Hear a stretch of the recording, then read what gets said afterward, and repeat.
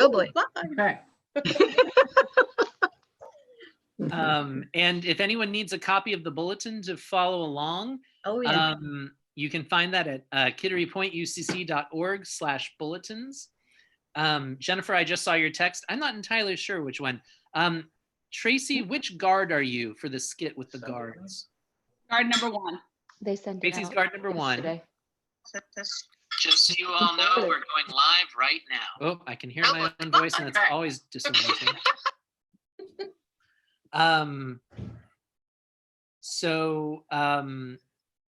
Okay, Jennifer, we're going to get you squared away at some point. We're going to figure it out. No worries. I'm rolling with it. Excellent. That's all we can do. Well, welcome everyone. I'm going to just kind of give us a quick introduction here, and then we'll enter in. Good evening. This is our worship service at First Congregational Church of Kittery at Kittery Point United Church of Christ.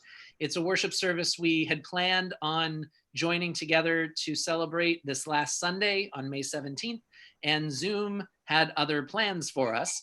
And now we are here a few days later because you cannot keep us down. It is our mission in this place to inspire spiritual growth, to nurture all families, and embrace our wider community, which we are doing through this worship service, through all of our online ministries during this time of pandemic.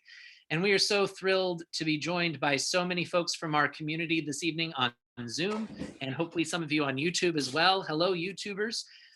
If anyone needs a bulletin to be able to follow along with tonight's service, you can find that at kitterypointucc.org/bulletins. And what you'll see is that we have a little bit different kind of worship plan for you tonight. There won't be a traditional sermon. Instead, it's going to be an interactive, melodramatic play, which we are very excited to bring you. It was put together by our entire staff, and it was Beth St. John's idea. We're very excited to bring you all of this. We believe that relationship is the cornerstone of our church. We believe that it's through our divine relationship with God that we learn how to have healthy, productive, fruitful relationships with one another. So in this Easter season, as we think about what God's promise of reconciliation means for us, we are celebrating a different way of being in relationship. We're celebrating that relationships can be fruitful and can bring us joy and light in our lives. So that's what our service this evening is all about. And there's going to be opportunities for folks joining us on Zoom to interact. And there's going to be music. There's going to be all kinds of different things happening. So without any further ado, we will enjoy our prelude brought to us by our wonderful friend, Mary Towes Beck. And so just so everyone on Zoom knows, I'm going to mute you all right now, and we will unmute you in just a little while. But this way we can all join together in enjoying this beautiful musical piece. And then Beth, I can see you. So if you can just give me a quick thumbs up. Are you still okay helping me with the call to worship and the benediction? Perfect. Thank you so much. All right, let's enter into worship together.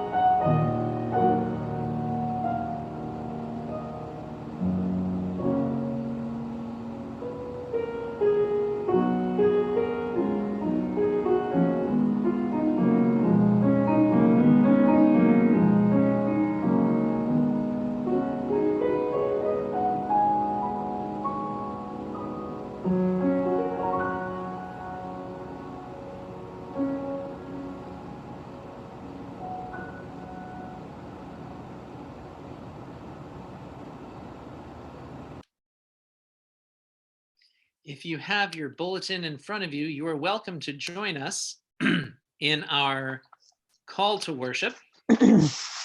I will be reading the part of the leader, and Beth will be helping us out by representing the voice of the people. All are welcome to read along the highlighted part that says people. So please join us as we enter in.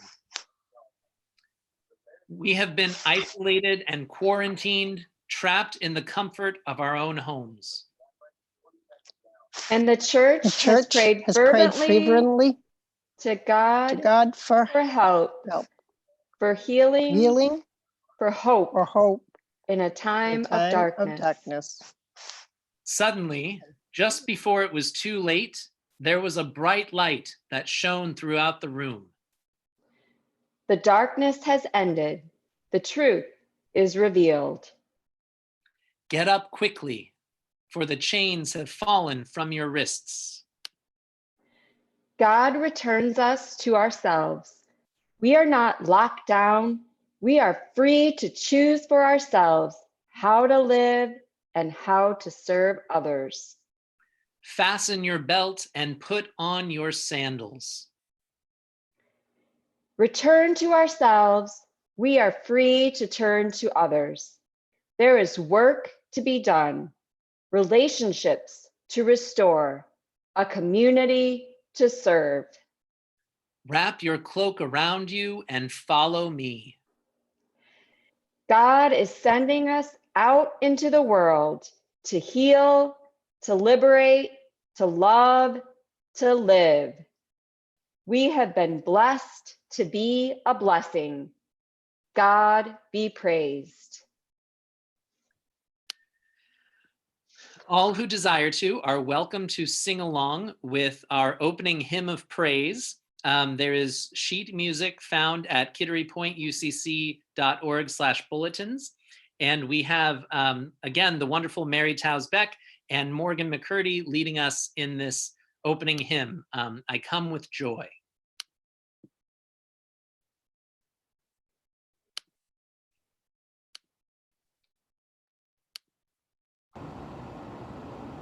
Nope, that's the wrong one. Sorry. You know, no, if we do this another 7 weeks, I think I'm going to get really good at it. We'll try that one more time.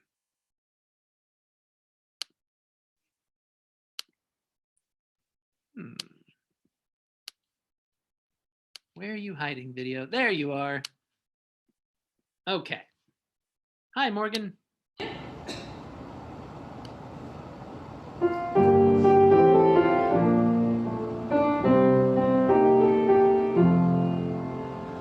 come with joy, a child of God, forgiven, loved, and free. The life of Jesus to recall, in love laid down for me, in love laid down for me.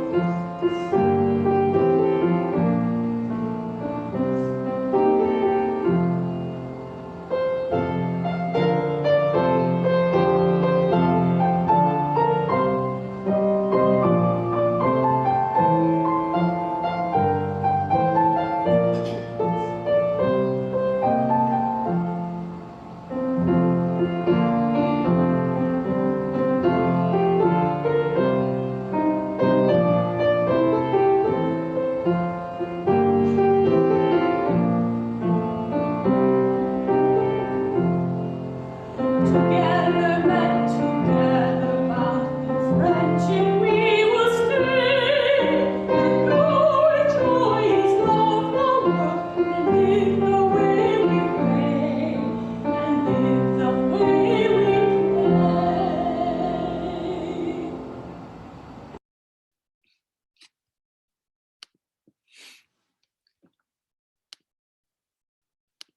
And we know that our video quality is not always doing its best to represent the beautiful music that Morgan and Mary and all of our musicians offer.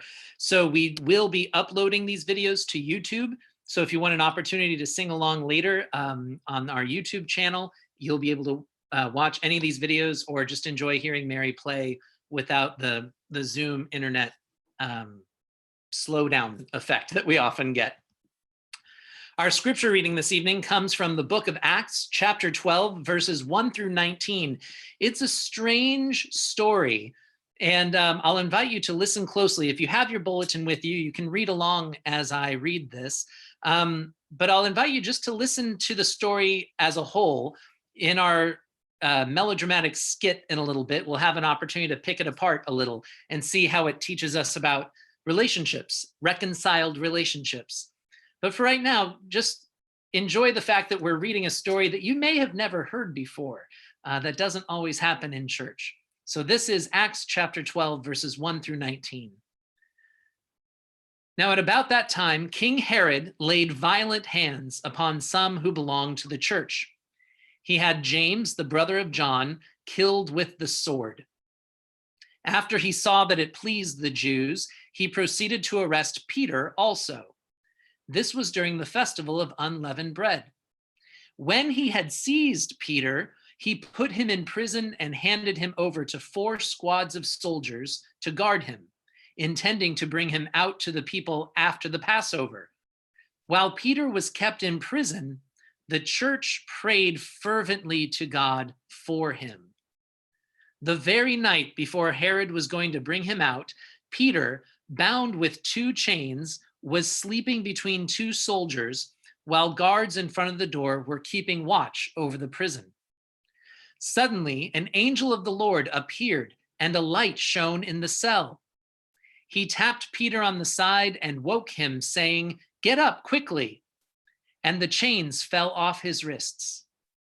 The angel said to him, "Fasten your belt and put on your sandals." He did so. Then the angel said, "Wrap your cloak around you and follow me." Peter went out and followed him. He did not realize what was happening with the angel's help was real. He thought he was seeing a vision. After they had passed the first and the second guard, they came before the iron gate leading into the city. It opened for them of its own accord, and they went outside and walked along a lane, when suddenly the angel left him. Then Peter came to himself and said, "Now I am sure that the Lord has sent his angel and rescued me from the hands of Herod and from all that the Jewish people were expecting." As soon as Peter realized this, he went to the house of Mary, the mother of John, where many had gathered and were praying. When he knocked at the outer gate, a maid named Rhoda came to answer. On recognizing Peter's voice, she was so overjoyed that instead of opening the gate, she ran in and announced that Peter was standing at the gate. They said to her, "You are out of your mind," but she insisted that it was so. They said, "It is his angel." Meanwhile, Peter continued knocking, and when they opened the gate, they saw him and were amazed.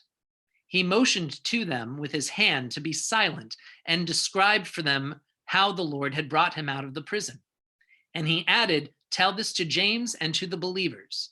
Then he left and went to another place. When morning came, there was no small commotion among the soldiers over what had become of Peter. When King Herod had searched for him and could not find him, he examined the guards and ordered them to be put to death. It's a strange, beautiful, weird little story. What does it have to teach us about relationships? We will let our Director of Youth and Family Ministry, Tracy Avery Pardo, share a reflection with us first. Hi, good evening, everyone. Hope you all are doing well. So tonight we're talking about relationships and conflict. So what is conflict? Well, the dictionary describes it as a mental struggle resulting from incompatible or opposing needs, drives, wishes, or external or internal demands. We see conflict all the time. It's not always a bad thing, and it's actually quite normal within relationships. We are all different. Not one person is the same. not the way we look, the way we think, the way things make us feel, the way things even taste.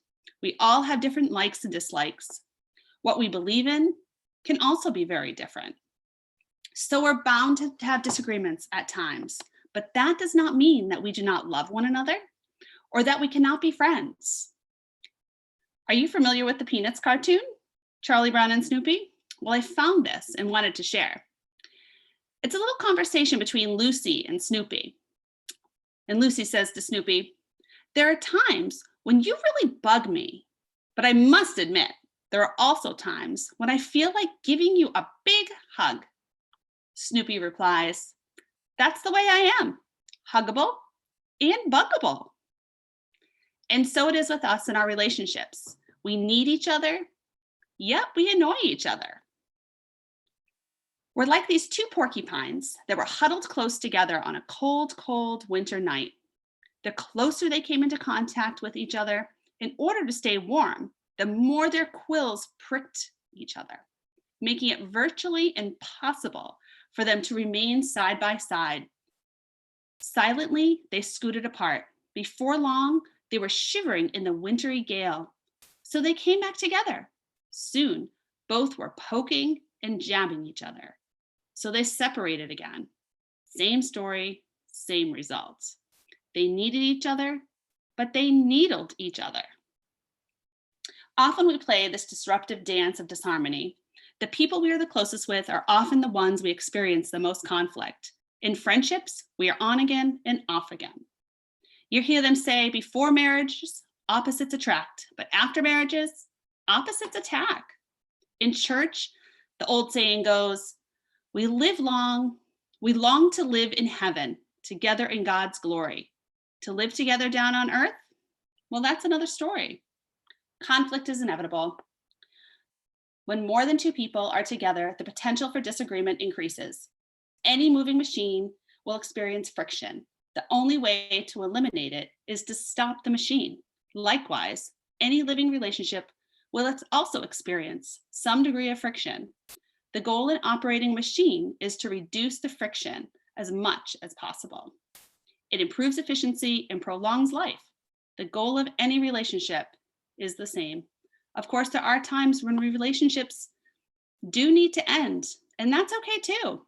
When conflict happens in life, and it will, there's an opportunity to practice these 5 things to help diffuse the situation before things get out of control and ends the relationship with others. Number 1, try and walk in another's shoes or be sympathetic. To be sympathetic means to understand and validate someone's feelings. Sympathy meets 2 basic needs. In our lives, the need to be understood and the need to feel affirmed. When we are sympathetic, we seek to understand where people are coming from, their background, the circumstances, what shaped them in their attitude towards issues. Number 2, remember, we're on the same team. We don't need to compete with each other. We can complement each other. We minimize conflict by maximizing cooperation. Teammates display 3 important actions that actually diffuse conflict: love, compassion, and humility. Love says, I will look out for the other's best interest. It says, let's stop attacking each other and let's attack the problem. Compassion says, let's not just talk about loving each other. Let's demonstrate that love by what we say and how we act towards each other. Humility says that love is not proud. It admits fault. It is honest about our weaknesses, our needs, and our failures. It uses these phrases often. I need your help. I was wrong. And forgive me. Number 3, give a blessing. In any relationship, there will be times of disagreement and conflict. At those times, we face a choice. Reciprocate with a retaliation and revenge, or respond with a blessing. Conflict is like a small fire, next to which each person stands holding 2 buckets. One bucket is filled with gasoline, the other with water. Which bucket do we throw on the fire? In real life, our buckets are filled with words of hostility, anger, and abuse, or words of acceptance, value, and kindness. Out in the world, we often hear people say, I'm going to get even. Throw the bucket of gasoline on the fire and watch it spread. The Bible says, giving a blessing, throw the bucket of water on the fire and put it out. To give a blessing is to give the other person some slack, to overlook some minor faults, to understand that everyone has a bad day, to give more kindness than justice demands, to strive for reconciliation of the relationship rather than resolution of the issue, to forgive. Number 4, control your tongue, which means to control your verbal reactions. Watch what you say. Words can really hurt and can stay with a person for a lifetime. You can never really take back your words. Is your tongue under control? Do you say things about people behind their backs that you can't and wouldn't say to their faces? Do you pour a bucket of gossip, rumor, and innuendo onto every conversation you engage in? Do you revel in juicy bits of news? Can you not keep a secret? Do you burn up the phone lines about someone rather than speak to that person directly? Do you make a mountain out of a molehill by adding some dirt? Try and watch what you say. And number 5, be a peacemaker. To do that, we must pursue peace with a passion in our relationships. Peacemakers don't wring their hands when conflicts arise and say, I don't care. That's apathy. Peacemakers don't stick their heads in the sand. That's avoidance. Peacemakers don't let people have their own way while avoiding confrontation. That's appeasement. Peacemakers intentionally seek reconciliation. They agree to disagree agreeably. In the end, why should we try to diffuse conflict? It shows that we belong to God. God chose to walk in our shoes by coming to this earth. He demonstrated his love for us by going to the cross to die for us. He gave us a blessing by granting us abundant and eternal life. God took the initiative to bring lost sinners to the Father, reconciling them as a peacemaker. Go in peace, my friends. Amen.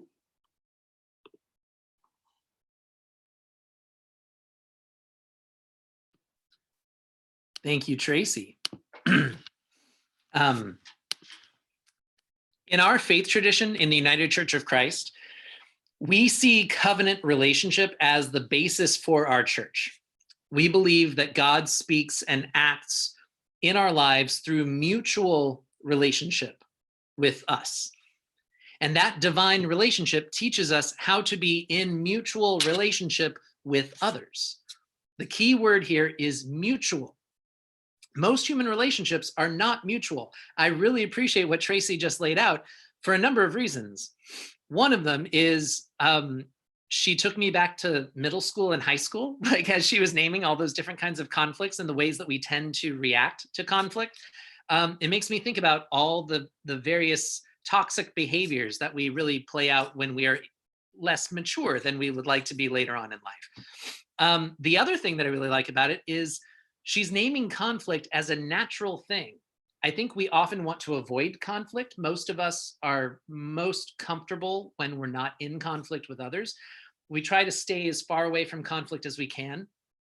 But we need to name that, you know, God created a world that has a food chain, right? Like conflict is kind of baked into part of being a created being.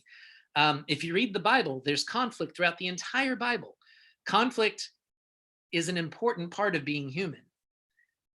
But what we do with conflict, how we choose to let conflict influence our relationships, that is the difference between living into these reconciled relationships that God promises us or living into toxic relationships, which sadly are, as Tracy was pointing out, are all too prevalent in our world. So using our scripture story today, we get an opportunity to see primary examples of toxic behaviors in relationship, the kind of relationships that are so very prevalent. But this story also demonstrates how God's promise of reconciliation can return us to our best selves and return us to good, healthy, right relationships with one another. And so before we go any further, I want to be clear about something. When I say relationship, I'm not talking about just like, you know, romantic partners. That's one kind of relationship. And our world has convinced us that that's like the primary kind of relationship. But God calls us to be in relationship with everything and everyone. So before we go any further, I need every single person gathered here tonight to just sort of make some space in your mind so that you know when we say relationship from this point on, we're not talking about, Valentine's and lovey-dovey. We're talking about parents and children. We're talking about coworkers. We're talking about neighbors. We're talking about people who share a country, who share a neighborhood, people who share a church.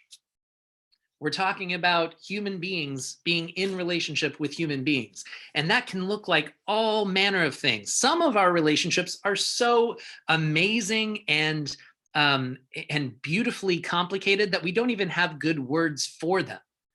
Those are the kind of relationships we're talking about. Okay, you with me? I hope you are. So here we go. I am going to unpin this and here we go. Okay, so here's our gathered community tonight. Hi, everybody. Hi, Gudrun. I didn't get to see you before. Hi, Charlene. It's so good to have you all here. Now, not all of you heard me say this before, but we're going to have some skits now. And these skits are going to be our way of unpacking our scripture story for tonight to see how it offers both some guidance about how we often respond to conflict in toxic ways and how our faith and how our God leads us to go through conflict in reconciling ways. And we're going to do that with some melodrama and some light comedy. I am going to stop being your pastor for a minute. Oh, that worked so much better in my head. Here. Nope, that's not really. I was trying to make a crown. Anyway, I'm going to stop being your pastor for a minute. And instead, I'm going to play the part of King Herod. I'm changing the name. Beth St. John is going to be playing the part of Peter. Chris Weeks, I believe, is playing a guard and an angel, right, Chris? Are you going to be the angel too? Yeah. That's right. Yeah, I can't wait. I can't wait. I'm excited too. Jennifer Gray, it won't let me rename her. Oh, maybe it will now. Jennifer, I can't rename you, but Jennifer's going to play one of the guards. And Tracy is going to play the part of the narrator / Rhoda from our story. Is that right, Tracy? And guard number one. And guard number one, absolutely. After every part of the skit, we're gonna take a quick pause to ask a question. And anyone who feels like responding to that question is more than welcome to, and we can have a little conversation if we want to. So the first part of our story takes us through King Herod and the guards and this really toxic atmosphere that they've set up for the early church. And this is going to be our way of examining 4 toxic practices in relationship. There is a therapist named John Gottman. John Gottman has identified 4 toxic patterns that end up being the end of all relationships. He's done decades worth of study about what makes a healthy relationship. And he's noticed that if any of these 4 things are ever present in a relationship, in the way that people respond and communicate with one another, he can predict the end of that relationship with like a 90% accuracy. These 4 things are so damaging to relationships that he's taken to calling them the 4 horsemen of the apocalypse. These are the 4 horsemen that spell the end of relationship. They are, very quickly, contempt, criticism, defensiveness, and stonewalling. And we may or may not have a good idea of what those words mean, but you don't have to spend too much time guessing, because in this little skit that we're about to offer, we're going to help give you some definitions to work with. So without further ado, we bring you the melodrama, a story about toxic relationships, beginning with contempt.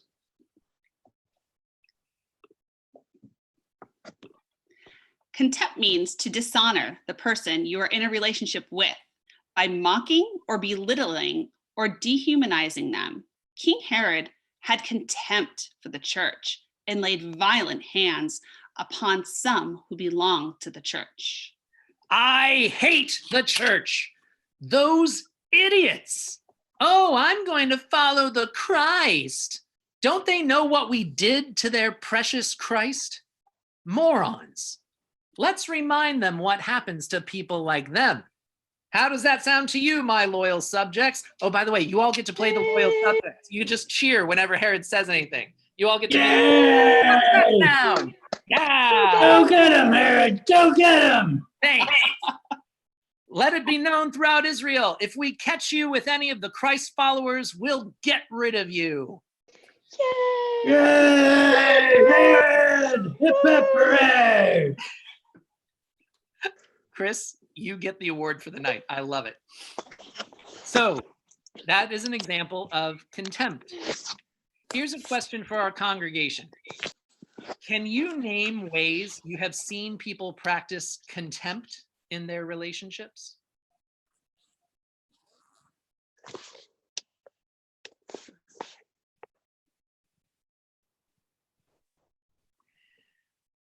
Well, by this definition, I practiced it the day before yesterday. So. Yeah. Whoops. Anytime we belittle or dehumanize or mock, I know I'm particularly aware of this in terms of our country's political climate. We don't really do a good job listening to each other because we're so busy mocking one another. Yes. The name calling has been so despicable, really. You know, to call somebody little so-and-so, or, you know, that's just so contemptuous. Yes, thank you, Mary Jane.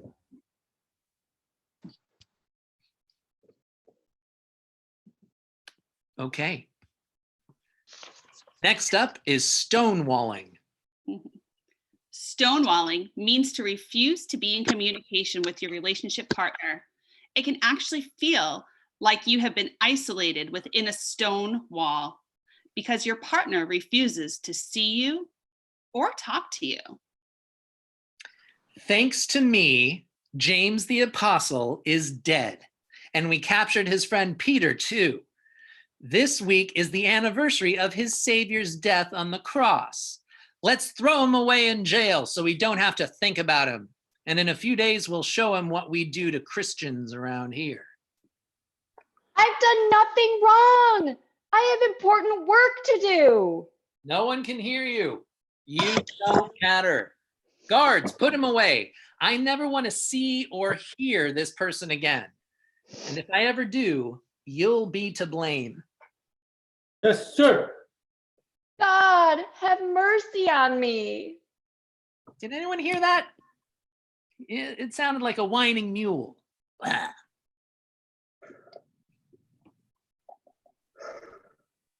Can you name ways you have seen people practice stonewalling in their relationships?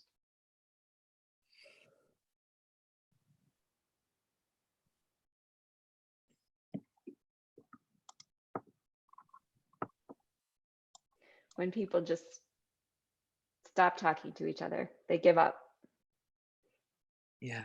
they avoid. I think it's giving the silent treatment, Absolutely, Gudrun. which is very common in relationships. Absolutely. Yeah, and I hate to refer to politics all the time, but it's very common right now between our political parties. Mhm. Yeah, just like a total lack of communication, a total breakdown of any, yeah. I've also been sort of aware of how we do this to each other. I'm thinking of a really good friend of mine who really fell out of my life a little while ago. And that really started with us just not talking to each other. It started with like, I want to pick up the phone. I want to call him. Not today. And we both did that for so long that we forgot how to be friends to one another.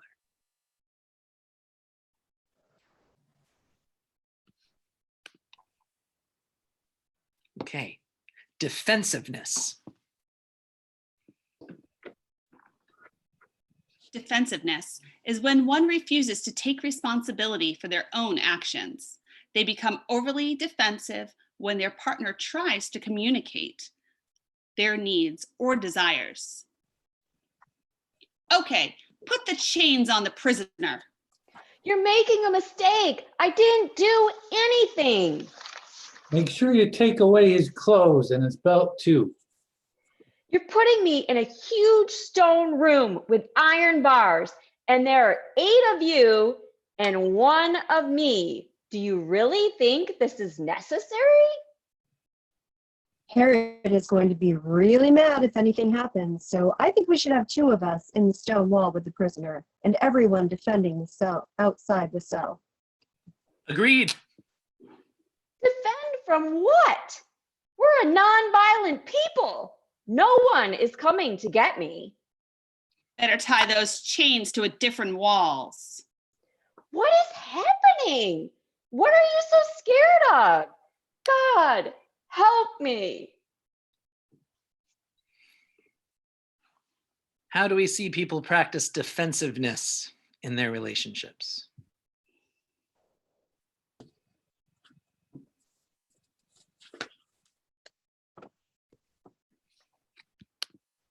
I think one thing that I've seen is when one person is trying to just sort of vent and blow off a little steam and the other person feels like they need to fix the problem or feels like they're being blamed for the problem, and it sort of escalates from there.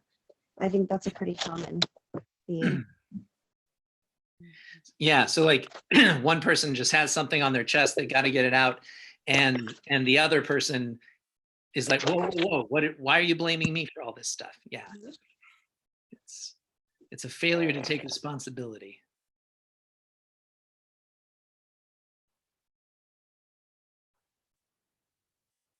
Don't worry, the conversation's going to get fun in a minute. Only one more horseman to talk about. Here we go, criticism. Criticism is framing your opinion as an attack on your relationship partner. It escalates conflict by blaming one person for the problems in the relationship. What do you mean he escaped? That's nonsense. I gave you guards one simple task and you failed miserably. You are incompetent. You make me look like a fool. And now you must die for it. No, sir. Please, sir. Spare us. Spare us. We've done Enough. nothing wrong. Enough of your incompetence. Other guards, take these guards away. Sorry, I forgot we did that. I forgot that there were supposed to be other guards. Can you name ways that you've seen people practicing criticism in their relationships? Fueling the attack on their partner.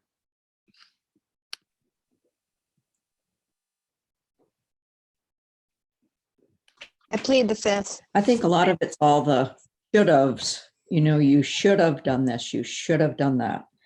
And those are the things that I used to say to my students in writing class, don't should on anybody. I love that. Mary Jane, I'm not kidding. I had to go to counseling 3 different times in my young adult life before I learned to start really challenging those shoulda things.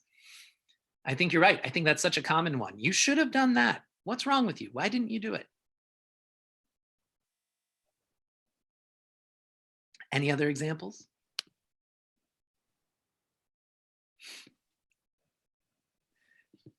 Toxic patterns and behaviors, they do become part of our relationships with one another.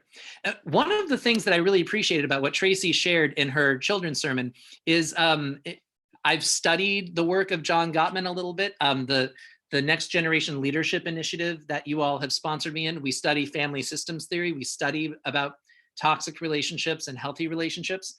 And one of the things I appreciate about Tracy offering those 5 different ways of trying to preserve the relationship after conflict is conflict is normal. Conflict is fine.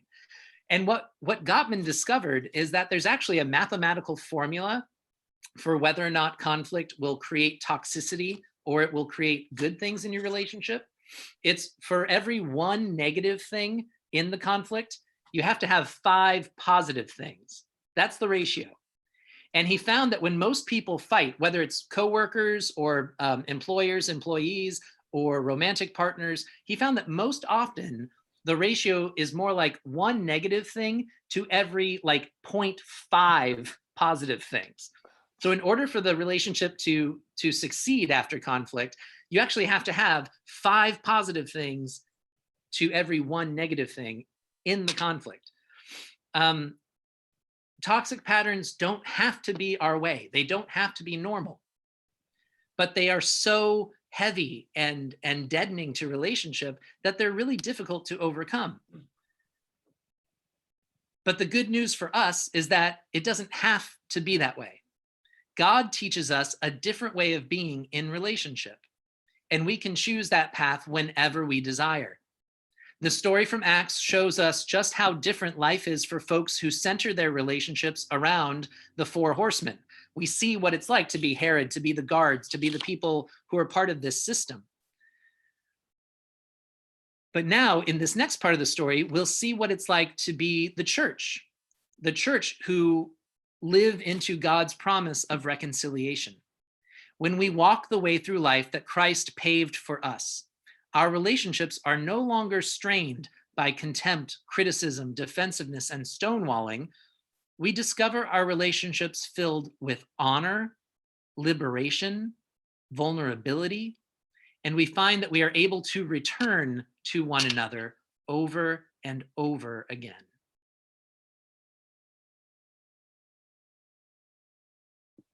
Before we do this next skit, the same way that all of you were invited to be townsfolk a minute ago, now you're invited to be the church. And all you have to do is act out like you're praying. Just go ahead and give us a little prayer sign. There you go. And I'll read that part because I think I forgot to assign it to anybody. So in this first skit, this is honor. Honoring your relationship partner is to accept them for who they are, rather than who you wish they were. While Peter was kept in prison, the church prayed fervently for him. God, I know you are with me even when I am in prison. I know I'm your beloved son, as with James, not trash, not a mule, not a prisoner. Please guide me and call me to do your will. God, on behalf of our brother Peter, we, the church, pray for your beloved servant. If it is your will, return our brother to us. Redeem him from this injustice. What might it look like for you to practice honor in a relationship that might have been filled with contempt before? To listen to them. Listening.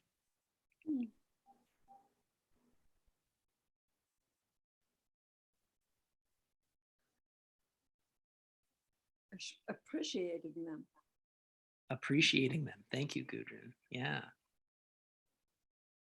I find that this one is really, really difficult for us with families.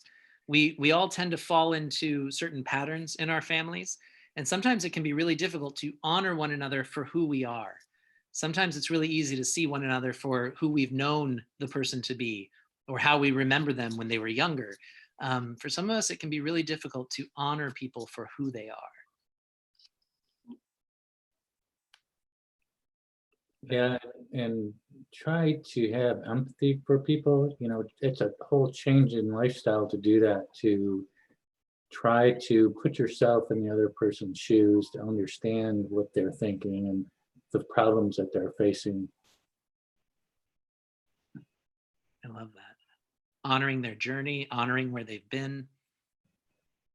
Love that. Okay, let's explore together vulnerability. Researcher Brain Brown has defined vulnerability as uncertainty, risk, and emotional exposure. Vulnerability is not weakness. It's our most accurate measure of courage.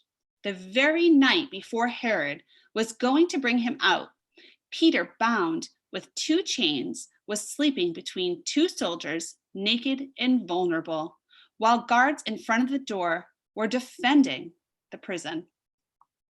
I'm so scared, God. What shall I do? Oh, stop your yapping. Nothing can help you now. Nothing. It's the shortest skit we have.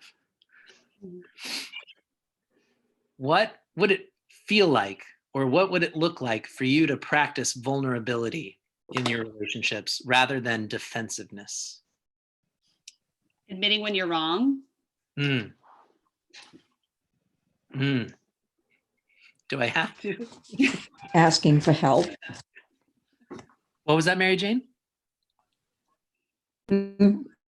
Asking for help. Asking for help. Saying how you feel.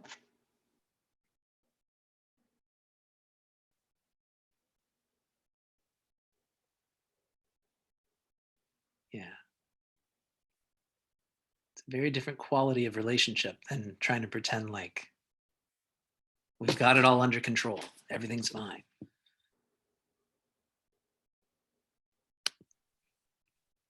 Okay. Liberate. When we choose to focus on our love for our relationship partner, rather than criticize their every mistake, we are creating space for all of us to be liberated from prisons of our own making. Suddenly, an angel of the Lord appeared, and a light shone all throughout the stone wall.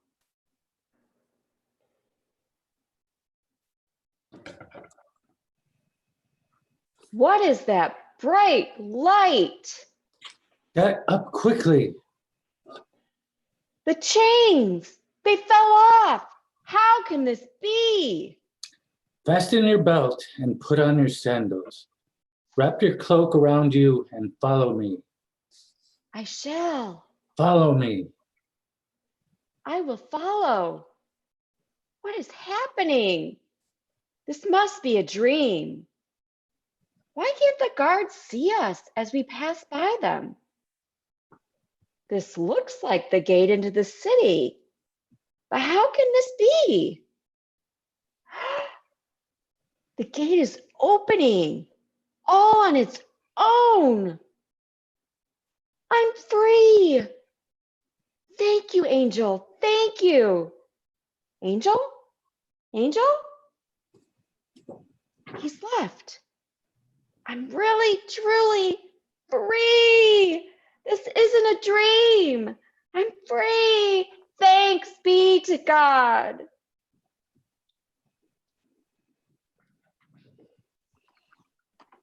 When we criticize each other, we actually imprison one another. We keep each other trapped in a cycle of failed expectation. What does it look like to liberate one another, or to be liberated from those prisons?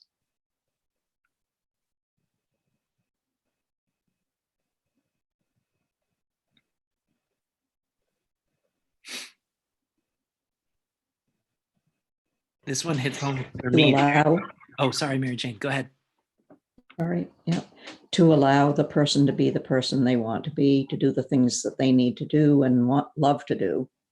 And how does that feel on your end, Mary Jane? We know it feels good for the person being liberated. How does it feel for the one doing the liberating? Well, I think there's a sense of a sense of being magnanimous. You know, you have a sense of a good feeling about being able to say yes rather than to say no. I think it can also be terrifying. Please If say you're more. relinquishing, I just think relinquishing control can be frightening sometimes. Like that time that I was going to give up control for Lent and then we had a pandemic. A little bit overkill. Yeah. Absolutely. You know, this one feels really personal to me. I mean, just watching Beth act that out, like I found to be extremely moving. And Chris, excellent angel playing, by the way. There's so much criticism. You know, I was just speaking with someone earlier today about how much criticism there are for our leaders in local and state governments who are trying so hard to save lives, who are trying so hard to like give us a way of re-emerging from this quarantine, saving as many people as possible, and all the criticism that they get for it. Nobody's happy. We're not making anybody happy. This feels like a really powerful one to me. Could we allow some liberation? Could we set one another free a little bit to love one another, to make smart decisions, to care for one another? This one's feeling very, very close to me right now.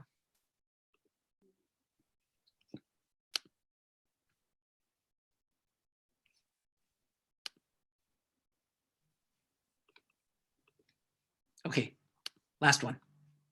The return. When we practice loving and liberating one another, we are never cut off and isolated, never trapped in prisons of our own making. We always have the freedom to follow where God leads and return to ourselves and return to one another again and again. Knock, knock. This is Rhoda, Mary's maid. Who's there? Rhoda, it is I, Peter. Peter? I wouldn't know that voice anywhere. Hip, hip, hooray! I must go tell the others, everyone. You'll never guess who's here. It is our brother, Peter, escaped from prison.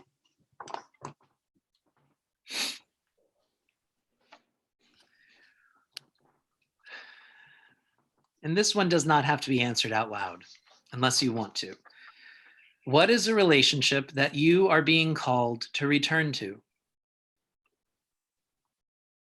What is a group or a people or a situation or a person that you have walled yourself off from, or that you have trapped in a prison, or that you have been defensive against, that God is asking you to return to repair, to heal?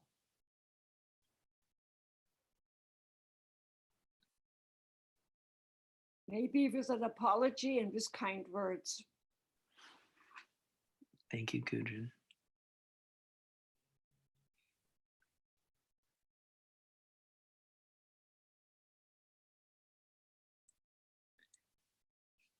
And that's scary too, isn't it? It's scary to be the one to apologize.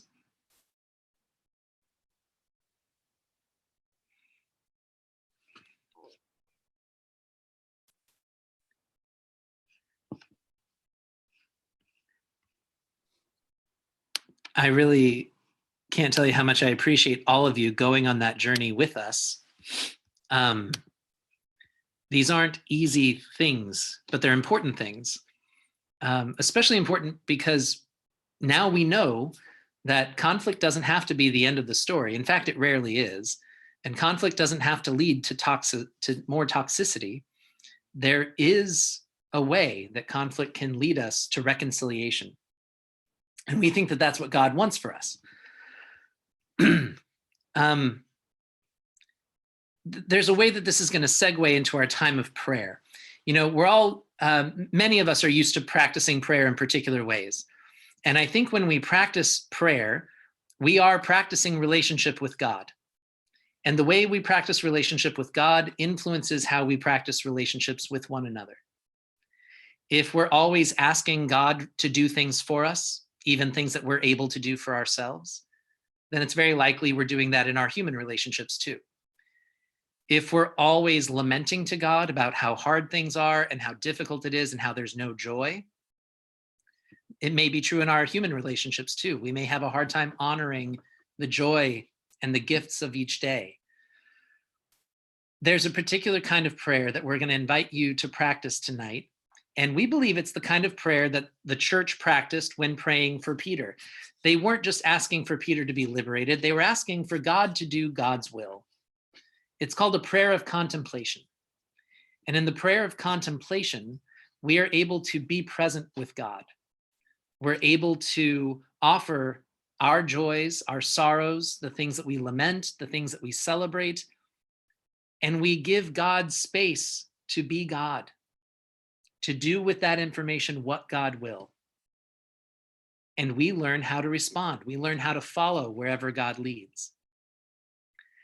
So in just a moment, Beth is going to lead us in a short exercise to help us practice a prayer of contemplation tonight before we all go our own ways. But before we do that, I want to give all of us an opportunity to share any prayers of joy or prayers of sorrow that we may be holding tonight. And Jennifer, if you see, I don't know if anyone's joining us on YouTube, but if you see any prayers coming across YouTube, please share them with us. I will. I haven't yet. Yeah, thank you. Virginia, yeah.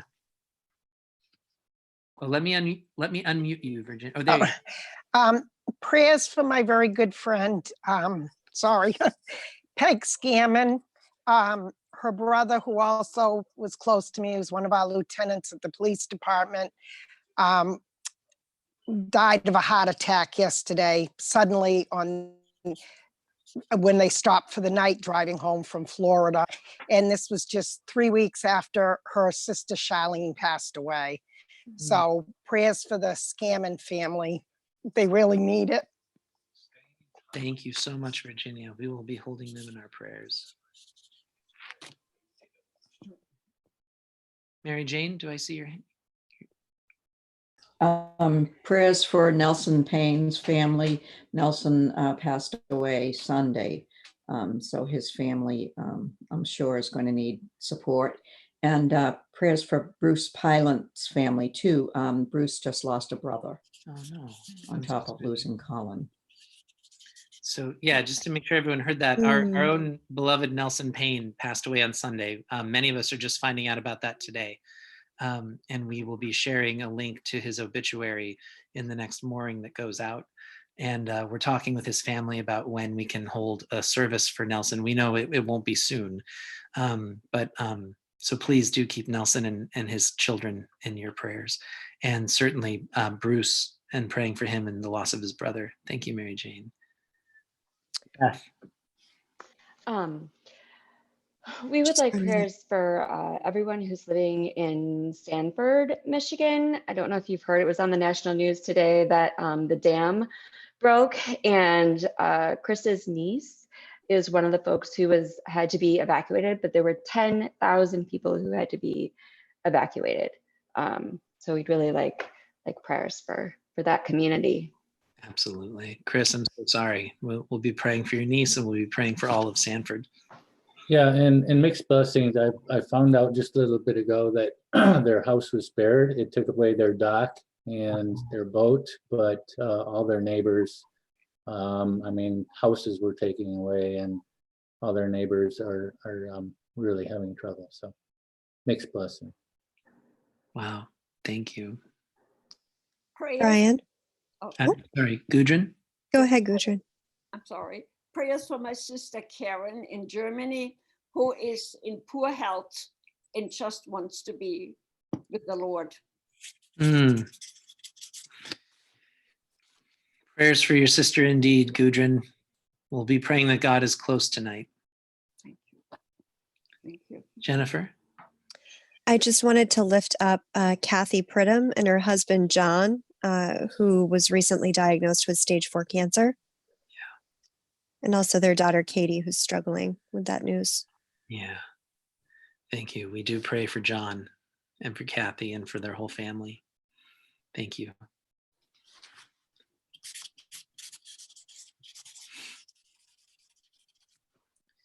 And I'll offer a prayer of joy. This world is so very heavy this evening. I share a joy of this community. I needed to practice these things that we've talked about. I needed to practice those things this week to unburden myself And I am very blessed to be surrounded by leaders and colleagues and friends who made that possible. So I thank God for the way that this community serves one another. And I ask God to help bless our entire wider community with the gifts that these good folks have with them.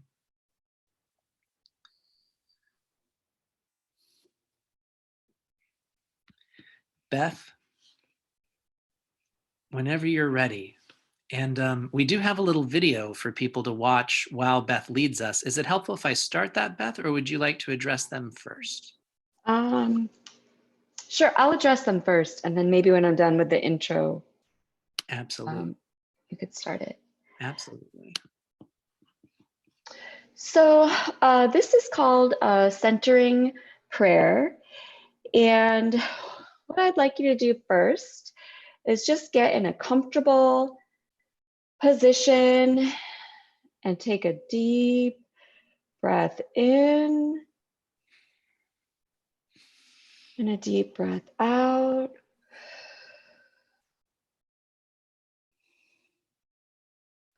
Another breath in.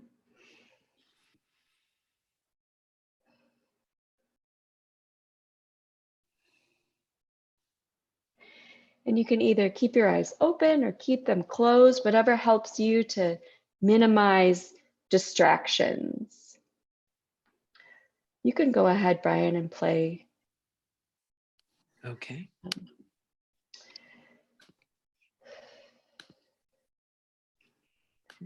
So we're going to take a minute or two to just simply be quiet.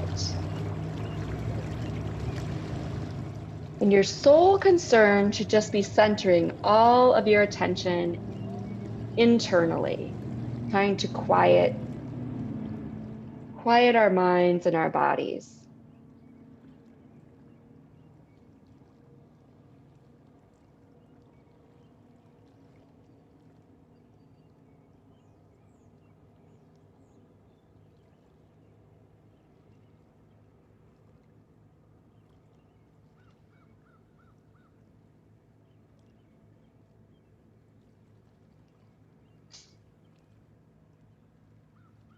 Now we can take up a single simple word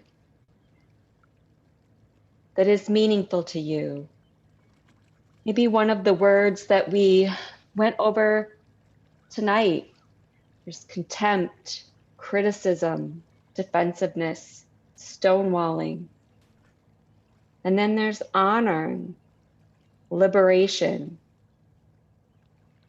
vulnerability, and return. We're going to just let that word be in our minds. And when other thoughts or feelings arise in the course of our prayer, just gently return your focus to the word or the phrase. And if your mind strays, you don't need to condemn or judge yourself for daydreaming. Just simply return to the word.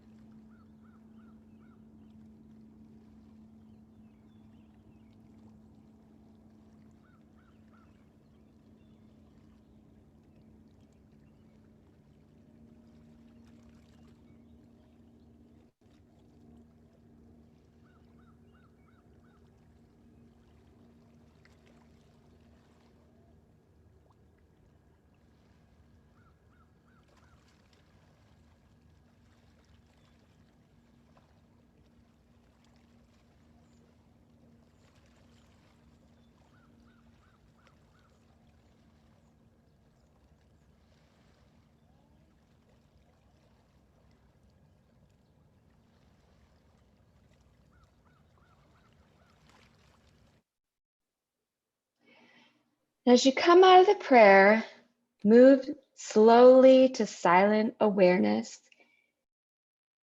and then to savoring the word that you reflected on in your prayer.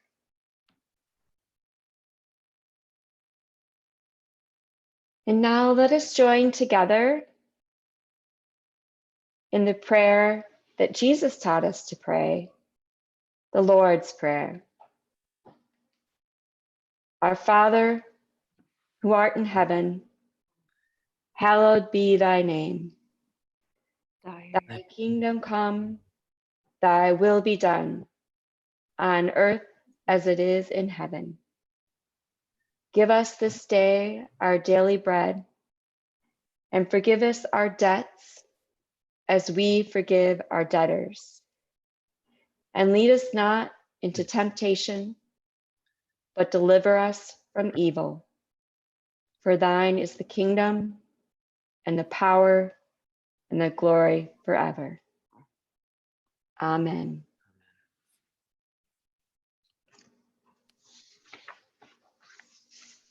Thank you, Beth. We so appreciate your presence here tonight. We appreciate all of you serving one another and serving this world in ways that you can. We don't have a formal time of offering tonight, but we simply implore everyone to continue offering what you can. We are so blessed with so many talents in this community. We have trustees who are giving their expertise and their time to maintaining our buildings and checking on our campus. We have dedicated servants working through all of our different committees, trying to do the work of the church, even in this strange time.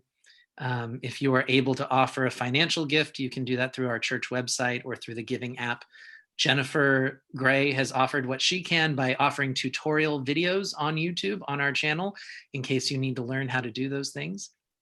And we continue to need folks to go shopping for people and to serve one another in little ways and in big ways. No matter who you are, you have been given gifts. And no matter what you do tomorrow, God will be calling on you to offer what you can. And I trust that you will.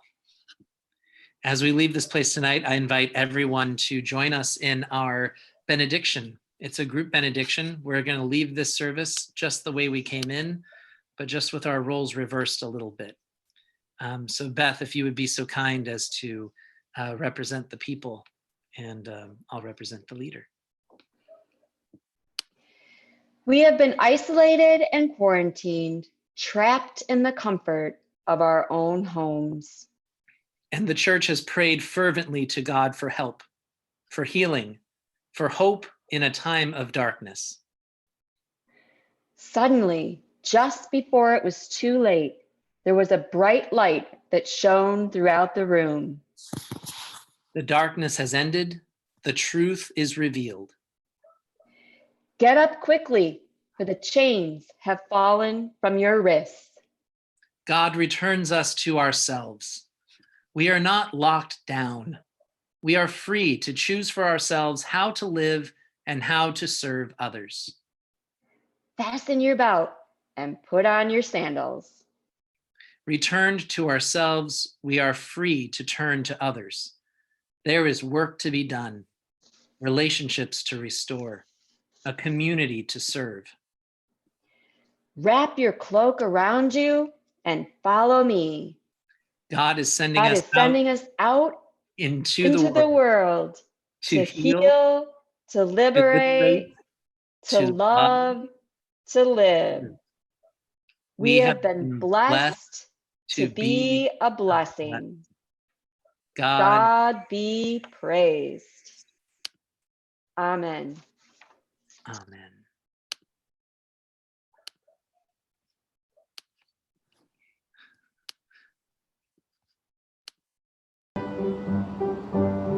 Okay, let's do that. Are you recording? Yep. Okay. Anytime you want. Hi, church. Okay. Okay, so.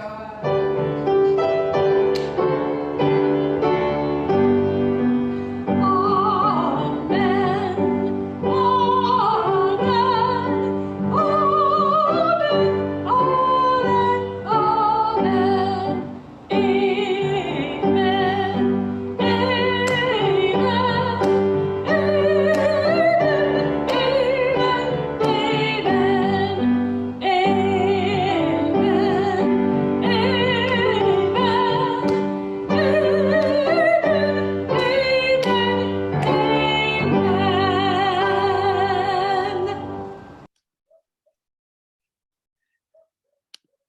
we do have one final music piece to play. It's a gorgeous piece. I know the hour is drawing late and you may have places that you need to go.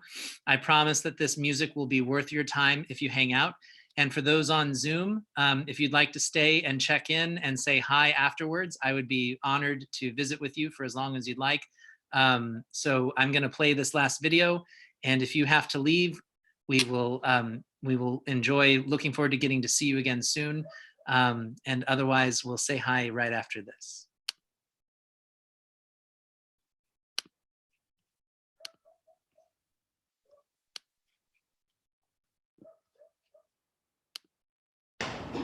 Eddie's listening.